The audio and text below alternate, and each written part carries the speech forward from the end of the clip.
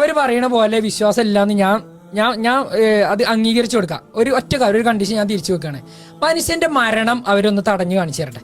ഈ പറയുന്ന ആളുകൾ എല്ലാം കണ്ടുപിടുത്തങ്ങളും കാര്യങ്ങളൊക്കെ നടക്കണ ഈ ഒരു കാലത്ത് ഒരു മനുഷ്യന്റെ ഇപ്പൊ എന്റെ ജീവിതം ഞാൻ പറയുന്ന പോലെ ഒന്ന് കസ്റ്റമൈസ് ചെയ്ത് തരട്ടെ. എനിക്ക് ഇത്ര വരെ ജീവിക്കണം, അതിൽ എനിക്ക് ഇന്ന പോലെയൊക്കെ ആണെന്നുള്ള രീതിയിൽ അത് കസ്റ്റമൈസ് ചെയ്ത് തരാൻ ഏതെങ്കിലും കാലത്ത് ആളുകൾ വരുന്നുണ്ടെങ്കിൽ ഞാനൊരു നിരീശ്വരവാദി ആവാനെ കുറിച്ച് ഞാൻ ആലോചിക്കുക പോലും ചെയ്യുള്ളൂ.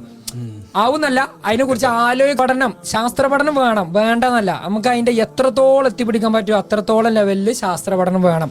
കൂടെ തന്നെ നമ്മളെ ഉള്ളിലെ ഈ ഒരു ആത്മീയ സംസ്കരണം എന്നൊക്കെ പറയില്ലേ, അതിന് ഏറ്റവും കൂടുതൽ സഹായിക്കുന്ന സാധനമാണ് ഈ മതപഠനം. ഇപ്പോൾ ഞാൻ ഒരു കാര്യം പറഞ്ഞുതരാം. സഹോദര മതസ്ഥന്റെ മയ്യത്ത് കൊണ്ടുപോകുമ്പോൾ അതിനെ എഴുന്നേറ്റ് നിന്ന് ബഹുമാനിക്കണമെന്ന് ഞാൻ പഠിച്ച ശാസ്ത്രത്തിൽ നിന്നല്ല, ഞാൻ പഠിച്ച മതത്തിൽ നിന്നാണ്.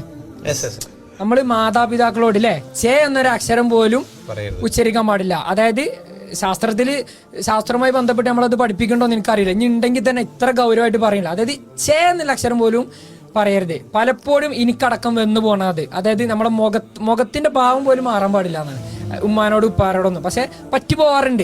അപ്പോൾ ഈ ഒരു സാധനമാണ് നമ്മളെ മനസ്സിലേക്ക് വരാറ്. അതെന്തുകൊണ്ട് എനിക്ക് വരുന്നത്, ഈ ഒരു മതപഠനത്തിലൂടെ ഇത് പഠിച്ചുകൊണ്ടല്ലേ വരുന്നത്. അയൽവാസി പട്ടിണി കിടക്കുമ്പോൾ വയറിറച്ചുന്നുണ്ടവൻ എന്നിൽപ്പെട്ടവനല്ല. ഇത് പഠിച്ചത് ശാസ്ത്രത്തിൽ നിന്നാണോ?